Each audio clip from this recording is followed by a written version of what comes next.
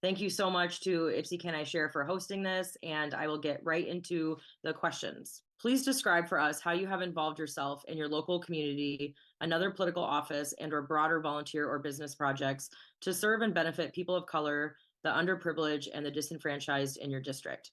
So I grew up in Ypsilanti area, and for me, public service started young. I was a community youth mapper with Eastern Michigan University. I was a health educator working at Corner Health Center with the theater troupe. Growing up, I was also a juvenile runaway and had some really negative interactions with the police.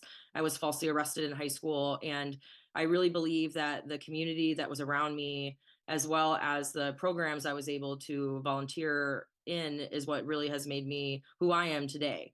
And the interactions I had with the police is why I decided to get into law enforcement, because I know that we really need leaders in law enforcement and officers in the community that genuinely care about the people that they're supposed to be protecting and serving. When I was working in road patrol, I was working in Ypsilanti Township, responding to domestic violence, homicides, gun violence, mental health calls, you name it, we were responding to it. And I was able to also do a lot of community engagement work, and a lot of different community policing initiatives. I was able to get young people in summer camps. I led community field trips and walking in the park programs.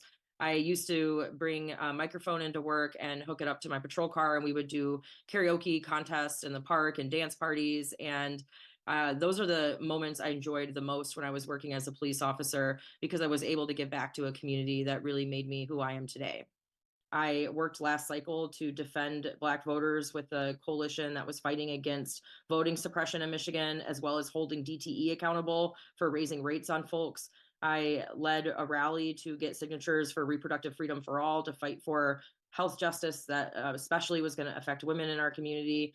And I am on the Washtenaw Community Mental Health Black Lives Matter Task Force, as well as co-founded Ipsy Nice, which was a community-based group that was fighting for accountability and transparency in local government.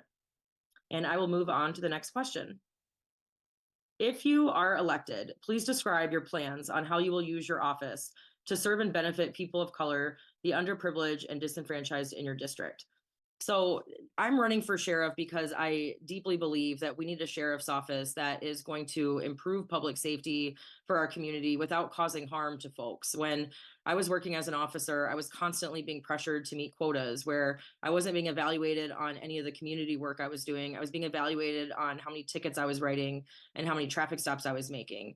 And when administrators do this, they incentivize over policing. So as sheriff, one of the big things that I will do is stop quotas. I also want to stop low level traffic stops. I know so many people, especially in 48198 and 48197, who are constantly being pulled over for these really petty low level reasons that don't have anything to do with safety, that causes them a lot of trauma and can have really negative cascading impacts for whole neighborhoods. And so I will make sure we're revamping traffic enforcement to not over police and harm people. The racial climate that we're living in, especially since the death of George Floyd, what is your plan to challenge the inequities within our institutional systems? And what is your plan to build commitment for racial equity?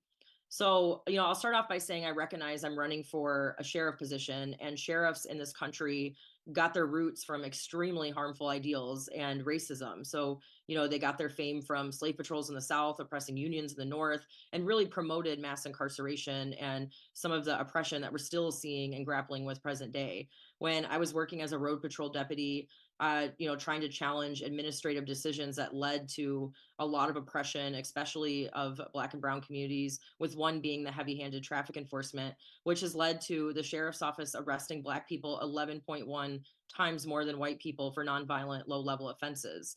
And this has basically created a poverty tax for the community and really hurt people. I'll never forget sitting down with a mother in Ypsilanti Township, and she ended up having to use her tax refund money to pay off the court because we were trying to help her get her license back, but she had all of these low-level civil infractions that she just didn't have the money to pay.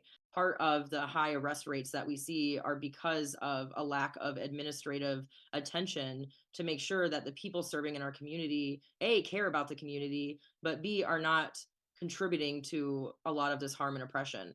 The sheriff's office right now is 87% white and mostly male. They've had almost 16 years now to deal with this, and they haven't made improvements in this arena.